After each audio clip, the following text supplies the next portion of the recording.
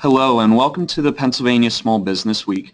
My name is Michael McManus, Director of the Small Business Assistance Network.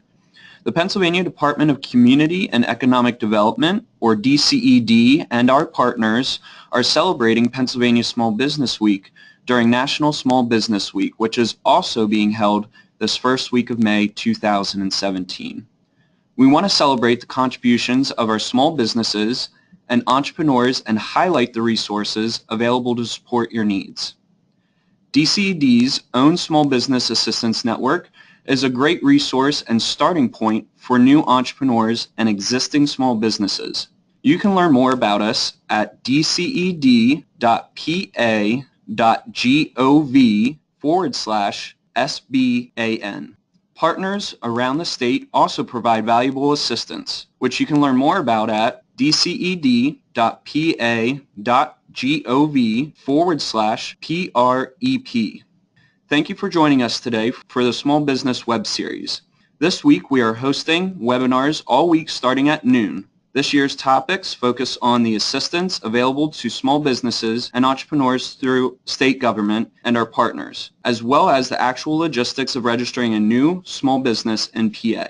In addition to our webinar series, please check out our other live in-person events happening across the state and other resources on dced.pa.gov/PA-small-biz.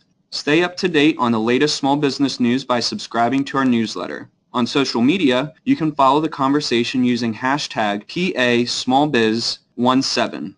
We also have some housekeeping items. Today's presentation will be recorded and posted on our website and social media channels, including YouTube. We will have a Q&A session during the last 10 minutes of each session. You can submit your questions using the questions box. Our presenters will be able to read them at the end of the presentation. I'm pleased to turn over our webinar to our presenters, which include representatives from Pennsylvania Department of State, Department of Revenue, and Department of Labor and Industry. To start us off, Barb Kennedy from the Pennsylvania Department of State. Thank you, Mike. My name once again is Barbara Kennedy. I am the Administrative Assistant with the Bureau of Corporations and Charitable Organizations. In the Bureau of Corporations and Charitable Organizations, we are often asked, tell me everything I need to do to start a business in Pennsylvania. What I can do is tell you how to find the documents to form a company or to register your business name if you are a sole proprietor. First, you want to know what name you are using and what type of business entity you want to file. So let's try to make that a little clearer. Our most accessible and complete resource is our website, www.dos.pa.gov. I'd like to share with you what information is there and where to start. First, at the top of the website are drop-down menus listing many areas within the Department of State. Business and Charities is listed first. We'll come back to business. I just want to briefly mention our Charities section. Charities has information about charitable organizations registered with our Bureau. They administer the state's charitable solicitation law. They maintain registration and financial information on over 11,000 charities soliciting in the Commonwealth, as well as more than 400 professional solicitors and fundraising councils. Now, back to the drop-down menu. At the top listed is professional licensing. I want to make you aware of this licensing. I point this out because sometimes customers are looking for business licensing and get confused. At professional licensing, it drops down to boards and commissions. Here, it lists different types of professional licensing. For example, dentistry, medicine, and nursing, to name a few that require professional licensing. You should also contact your local government for licensing requirements. Now, back to business. First, we have Scam Alert to show recent scams we have received calls concerning. Learn More will show examples. Beware of any mailing telling you a filing is required. Read small print that could mention, we are not a government agency. If in doubt, call us before responding to any mailings at 787-1057, option 5 for our customer service. We show new laws and their effective dates. For example, with Act 170-2016, some of our forms have changed effective February 21st, and it provides details. By law, we can no longer accept the old forms. Also listed is New Act 135 of 2016, the Act for the Business Fee Exemption for Veterans. This link lists what documents and proof are needed to file for the exemption. These forms were updated February 21, 2017 with a box which states, I qualify for a veteran reservist-owned small business fee exemption. You cannot file online using this exemption. On the far right side panel, links are listed. First, a guide to business registration is listed. This is the online version of this booklet. This provides a lot of helpful information about what you need to know to register a business. There are filing guidelines, explanations about different entity types and forms, and customer services. Reference has frequently asked questions and our schedule of fees. The next link listed is Business Name Search, where you can see if the name is registered, and also with type of search, check name availability. Once you search a registered name, click on that name and it lists options to order plain or certified copies of filed documents or subsistence certificates. These are also referred to as good standing certificates, or for foreign associations, a statement of registration. Back at links. General Rule Exclusions. This link helps answer the question, do I need to register in Pennsylvania? This is usually asked by foreign, out-of-state businesses. We really can't make that decision. We do not know all the details of your business. This should help you make that decision. Geographical listing of legal publications. If the filing of the name requires advertising, it is listed in the instructions attached to that form. This link provides a list of legal newspapers by county for publication. Online filing is our pen file system. This is where, after you create a username and password login at Sign Up Now, you sign in to file a document online. This enters the document for filing that day. It is not immediately processed. Our most used filings are available for filing here. With online filing, you can pay by credit card. In red here, it states you cannot use online filing for the business fee exemption. Back at links. Registration forms lists all our forms with instructions attached. Please read the instructions first. It is very helpful information. These must be mailed with payment. If you are filing online through PenFile, I encourage you to read the form instructions here before you go online to file. The first form listed is the Expedited Service Request Form. Expedited service is only available in person at our counter in room 206 North Office Building. This form will give the details with fees. Next, under fictitious names, is the registration of fictitious name. This is often filed by someone first starting a business, where they are not forming a separate company and operating as what is referred to as a sole proprietorship. This basically identifies who is doing business under this name. Owners of fictitious names can be individuals and/or entities, other businesses. This filing does not protect the name from use by other persons or companies. There can be several fictitious names the same. Once someone incorporates, files a limited liability company, or other new entity type, then the name is appropriated and protected by the filing entity and is no longer available as a fictitious name or for any other company. All our forms are listed by division: business and nonprofit corporations, domestic limited liability companies, partnerships, foreign associations, which is out of state, trademarks, docketing statements, and miscellaneous forms. All form names for that division are listed with it. When you know what type of entity you wish to form, you go to that division. The formation filings are usually the first forms listed under each division. Back to links. Next, under Resources, we have General Information. This lists fees and payment information, scams, frequently asked questions, general information, secure transactions or UCCs, and filing guidelines. Types of filings and registrations are listed next. This is a list of different types of filings with explanations if you are unsure of how you want to file your business. Each link gives a basic explanation of the filing or entity type. Listed last here is a history of limited liability partnerships and professional limited liability company annual fees. This is a listing of past annual registration fees for the restricted professional LLCs and LLPs that were required to file but did not. They now have UCC liens against their name with penalties. They would have to file a certificate of annual registration for past years and pay the $500 penalty for each year. The penalty started in 2007 for the 2006 annual registrations. For limited liability partnerships, if the certificate of annual registration is not filed for 5 years, the limited liability partnership will be revoked. Information services gives information on record searches. Service of process. In Pennsylvania, you are required to have either a Pennsylvania address or a commercial registered office provider for service of process. Also, this gives the process for the Secretary of the Commonwealth to accept service if so ordered by a Pennsylvania judge.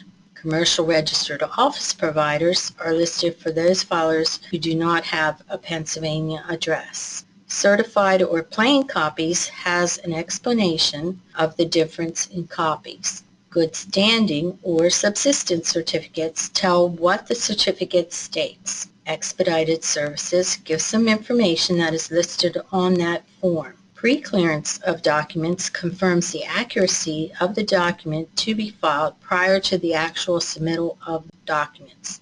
The fee is $70. Special processing is a request that multiple documents delivered to the Bureau on the same day be filed in a certain order. The fee is $70. Back links. The last listing is UCC. This stands for Uniform Commercial Code. These are secure transactions, which are liens between creditors and debtors. It basically sets priorities for liens. These are filed with our Bureau. Contact has the Bureau's physical address, phone number, and email address. I answer these emails. The best advice I can give on our forms is to read the attached instructions before filling out the form or filing online. This will help prevent your document from being rejected. Then, read each line of the form carefully. Make sure you fill in the name with the designator for corporations or LLCs. For the registered office on these forms, it states, complete A or B, not both.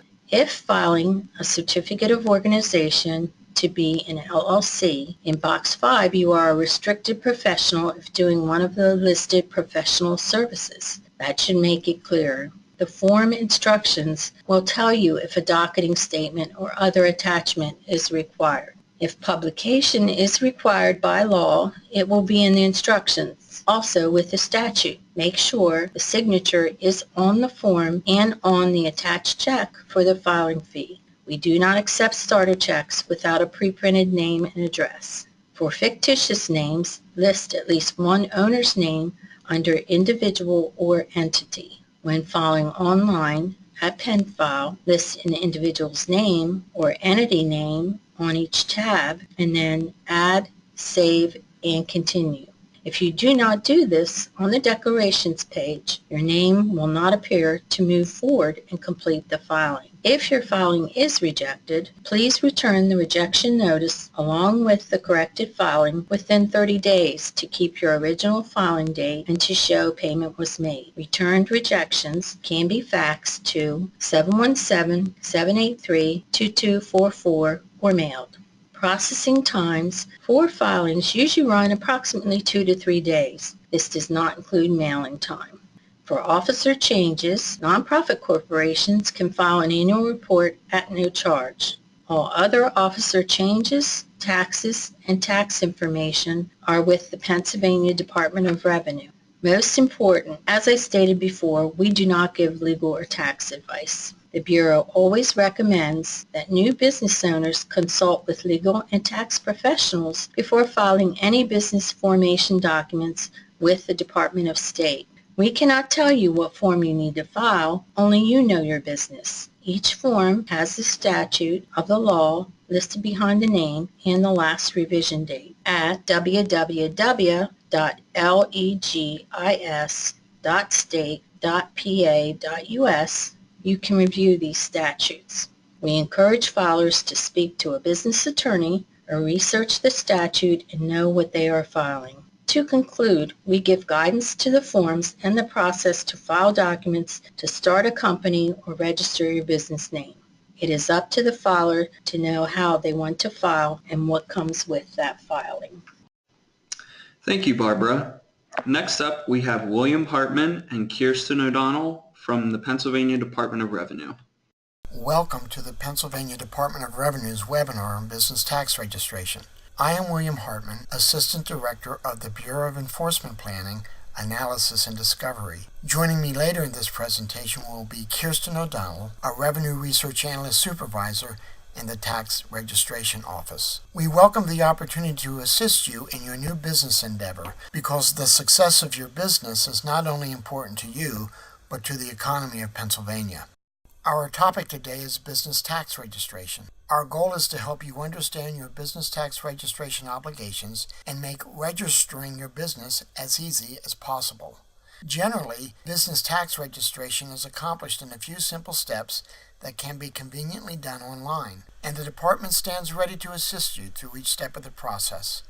Let's begin. First, we will talk about who must register for Pennsylvania business taxes. In general, any entity subject to Pennsylvania's laws must register if it meets one of the following two conditions. 1. Offers taxable goods or services for sale to the public. For example, if you conduct business in Pennsylvania and you sell or repair taxable items like appliances, you are required to be registered for sales tax. 2. If you pay wages to employees. For instance, if you are a consultant and you employ an secretary in your business, then you are required to register for employer withholding. Sales tax and employer withholding are two of the most commonly registered business taxes. If you are unsure about whether or not the goods or services you offer are subject to sales tax, you may make reference to the Rev 717 Retailer's Information Booklet, which is available on the department's webpage. You follow these links, which will take you to this pamphlet. The book provides a general explanation of sales tax rules and a list of taxable and non-taxable items. In our discussion, please note that the term entity may apply to any of these types of businesses: a sole proprietorship, a partnership, a limited liability company, a corporation, or an association. Before you begin the business tax registration with the Department of Revenue, there are several preliminary steps you must complete. First, you must visit the Department of State's website. You must do this so that you can clear your business name. Note that there can be more than one identical fictitious name filing. This is the Department of State's website. To clear your business name, you may follow the link for business and charities to the business name search. Once you have cleared your business name through the Department of State, you must then go to the website for the Internal Revenue Service to obtain a Federal Employer Identification Number, or FEIN, if you are required to have one. This list on the Internal Revenue Service website outlines the conditions which require an FEIN. Note that if your business is a corporation or a partnership, you must obtain an FEIN even if your business has no employees. It is very important to secure your FEIN prior to registering with the Department of Revenue. This is the main identifier used for determining if a taxpayer is already in the department system, where to process returns, and so forth. After obtaining your FEIN, you must return to the Department of State website to complete the business registration process. You cannot register for business taxes until all required steps at the Department of State and the IRS have been completed. Once your business has completed its registrations with the IRS and with the Pennsylvania Department of State, you are now ready to begin the business tax registration process. As you begin the process, it is very important to remember that you must use the exact information provided to the IRS and the Department of State so that your business tax registration is not delayed. For instance, using the abbreviation of Corp in one place and Inc. in another may cause unwanted delays. Simple errors in names and numbers can result in unnecessary problems in completing the process. When registering for Pennsylvania business taxes, you must use a PA-100 Enterprise Registration Form. This form is available on the department's website and may be completed online. Online completion of the form is easy and expedites the registration process. Hi, I'm Kirsten O'Donnell, and like Will said, we do have an online version of our PA-100, which can help register you for taxes and services administered by the Pennsylvania Department of Revenue. From our homepage, revenue.pa.gov, you can select Online Services to Business Taxes, and then down to Register My Business, PA-100. When you get to this next page, in the middle, very important when it's discussing the PA-100, this form does not register your enterprise with the Pennsylvania Department of State. In order to legally organize as a corporation, you must go to the Pennsylvania Department of State first. The PA-100 is only to register for taxes and services that are administered by the Pennsylvania Department of Revenue. So when we select to register via PA-100, you can do it the way that we just went in, or you can go directly to pa100.state.pa.us. This launch page will show you that you can register online. You can also resume your registration and check the status of your registration from the same page. You'll also find helpful information, in this case, regarding other tobacco products. We also have some information about e-tides on this page, which is how you can go in to file and pay your taxes electronically. And if you've yet to go to Department of State, you can also go to penfile.com from this page. We're going to simply select Register Online and get started. The first thing that you'll want to do is enter an application ID. This will either be your Federal Employer Identification Number, which was issued by the IRS, or if you're a sole proprietor, your Social Security number. Then just hit Submit. After you hit Submit, you'll receive a PIN, which is a 4-digit alphanumeric number that, along with your application ID, will be used in order to go back into your registration to resume and also to check the status of your application. So once we hit Continue, you'll notice that you're prompted again to bookmark this page. So after we select OK, we're going to have a couple questions that come up in Section 1. The first two are going to be, is this a new registration, or are you adding additional taxes or services? If you've never registered with the Department of Revenue before, you're going to select New Registration. If you already have any of the taxes or services that are administered by the department, you'll simply select Adding Additional Taxes. For the purpose of this application, we're going to register for a very simple sales tax license for a sole proprietorship. In this case, we're going to select No to the next 3 questions, but you'll want to take a look at them and make sure that No applies to your business before you hit the Submit button.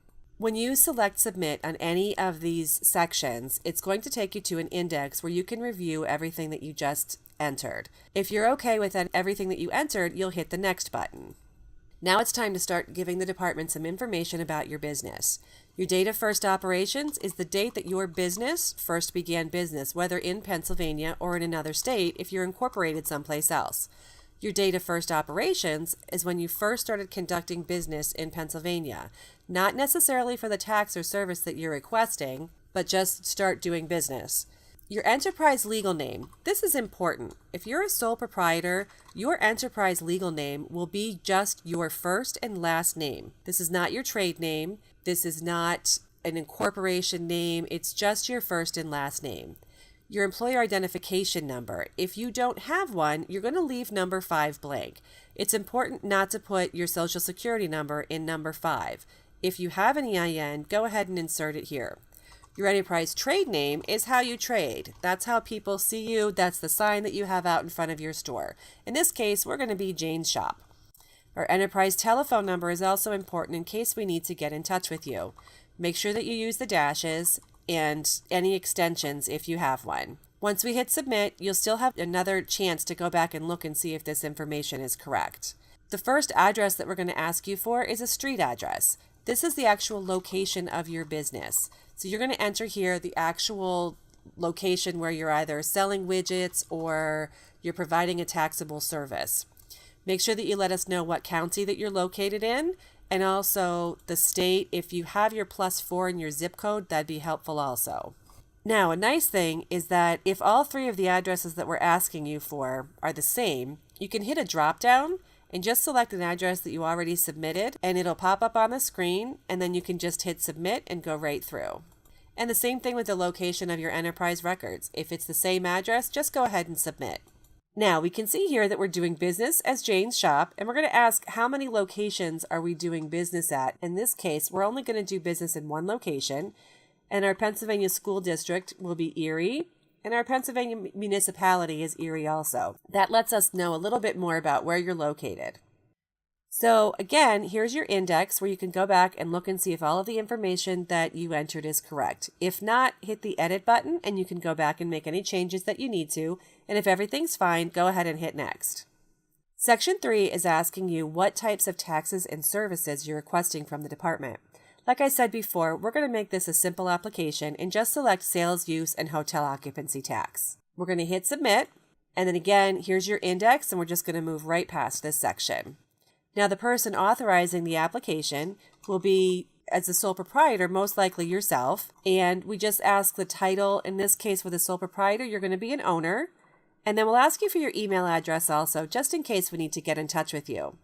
Now, the person preparing the application can be you also. It could also be your CPA. The most important aspect of the person preparing the application is going to be their email address. Once this application is completed, we'll send an email to the person in this section letting them know what your tax license numbers are. That way you can start getting yourself registered for eTides prior to getting your actual license in the mail. So it's very important that we have an email address in this section for the person preparing the application. Once we hit submit, you'll come to section 4. Now, if you happen to select anything with regard to unemployment compensation or workers' compensation, and they're asking you for a signature, this is the page that you'll print out and send it into the Department of Labor and Industry. So we're going to select next, and now we want to select the form of organization. So in this case, we already said that we're a sole proprietor, so we're going to select sole prop. And most likely your business is going to be organized for profit. So we're going to select profit. The next question is asking you whether you are a 501c3 corporation, which is a nonprofit corporation with the federal government. And in this case, we're going to say no. So again, we're just taking a look at the information that we just submitted, and then we're going to select next to go on to the next section. Now, a sole proprietor is automatically going to have 100% ownership of their business. So because we selected sole proprietor, this information is already pre-filled for you. So we can go ahead and select submit. Now, this section is asking you important information about all of the people that are involved in this business. As a sole proprietor, it's only going to be you. A sole proprietor is 100% ownership of the business, regardless of your marital status. In this section, number 2, your social security number is imperative. Without your social security number, we're unable to determine who you are in our system. If we already have you in our system, having your social security number will allow us to be able to determine if we need to add information to an account that we already have, or if we need to create an entirely new account for you. The birth date is only required if you're looking for a cigarette wholesaler's license or small games of chance. But if you enter it, that's fine. We're going to ask for the owner's address. And most of the time with a sole proprietor, that's going to be one of the addresses that you've already submitted, and they'll be in the drop-down box for you. Now, question 11 is just kind of a catch-all in case you maybe forgot that you wanted to hire somebody in the near future or that you need workers' compensation coverage. However, if none of these apply to you, you can simply select no for all 4 questions. In this section, we're going to ask what type of business you're doing in Pennsylvania. So let's say that you sell men's clothes. Over on the left, you're going to see a button where you can select retail trade. Once we hit the submit button, we're going to go a little bit deeper into what kind of retail trade. So if we look a little farther down the line, you're going to see clothing and clothing accessory stores, and we'll submit again. This is going to take you a little bit deeper into what type of clothing and what type of establishment, in this case, clothing stores. And then the last question is going to be specifically what type of clothing are you selling, and we're going to select men's clothing stores. The next question is just simply asking you what percentage of revenue from men's clothing stores is this establishment, and we're going to say 100%. So the last question in this section is asking you the percentage of your receipts or revenues are represented in Pennsylvania. And again, we're going to say 100%. We also ask you a question here if you want to become a Pennsylvania lottery retailer. If you select yes, you'll get extra information in the mail about becoming a lottery retailer. If not, simply select no. This next question is with regard to what county you're selling taxable property in. If you sell tangible personal property in either Allegheny or Philadelphia County, there are other tax obligations that will be explained to you at the end of the application. So all you need to do here is just select which county you're doing business in and hit submit. Again, because we're doing a simple application, we're assuming that this business did not acquire 51% or more of the assets of another enterprise, so we'll select no for each of these questions. In this section, we're asking whether or not your enterprise meets the requirements for electronic funds payment transfer. If any payments that you make to the department are greater than $1,000, then you must select yes and state that you do meet the requirements for the department's electronic payment transfer. You can also select yes in the next question, asking for more information to be sent to you with regard to the electronic payments transfer program. The last question is asking again whether or not you're a 501c3 organization. In this case, we're going to select no. Section 18 is asking you specifically when you started selling tangible personal products in Pennsylvania. So our first question is going to ask, are you selling tangible personal products? And we want to select yes. We want to check that box and say that yes, we're selling tangible personal products. And then we're going to select the date that we started selling products. This does not have to be the beginning of the month or the end of the month or necessarily the beginning of a quarter. Just let us know when you started selling products and we'll take care of the rest. We're also going to ask you again if you're selling tangible personal property in Allegheny or Philadelphia County. In this case, we're in Erie, so we're going to leave both of those blank. Now, once you get to this section, you've completed the application. First thing that you want to do here is hit the print preview. Now you can go through your entire application and make sure that there's nothing that you need to change. It's important here to understand that once your application is fully submitted, you cannot make any updates to it. If you have to add additional taxes or services or go back and change any information, you may have to submit the application over again. So let's hit Return to Application and go down and we're going to hit the Submit PA 100 button. Now you've got one more chance to go and print your application or to do a print preview and just check out your application, make sure everything's okay. If everything looks good, we're going to go ahead and hit Submit and you're done. We look forward to doing business with you. Now we have the honor of introducing Dennis Marsh, Amy Zacks, and Sandy Luckenbill with the Pennsylvania Department of Labor and Industry. Hello, my name is Dennis Marsh. I'm with the Pennsylvania New Hire Reporting Program with the Center for Workforce Information Analysis of the Department of Labor and Industry.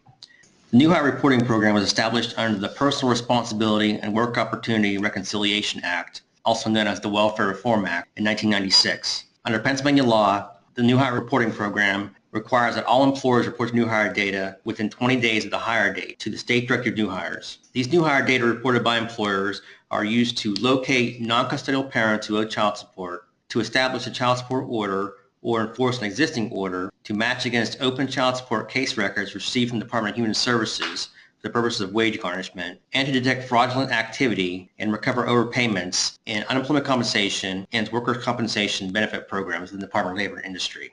Note that reporting is mandatory for all employers, regardless of their industry, occupation, size, and ownership status. Under the law, employers must report new hires within 20 days of the date of hire, using one of a variety of reporting methods. These methods include electronic reporting through the Pennsylvania CareerLink website, www.pacareerlink.pa.gov, or by secure file transfer protocol.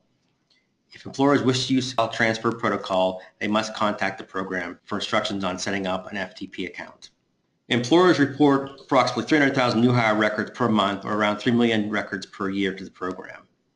Through the Pennsylvania CareerLink website, the employers may report their data securely, efficiently, and timely by registering with the CareerLink site and using one of the above methods, either secure file transfer protocol or file upload. New hire data elements to be reported include the following: the employer's federal employer identification number, or FEIN, the employer name, address, and a point of contact at the employer location of the person who actually submits the file to the program.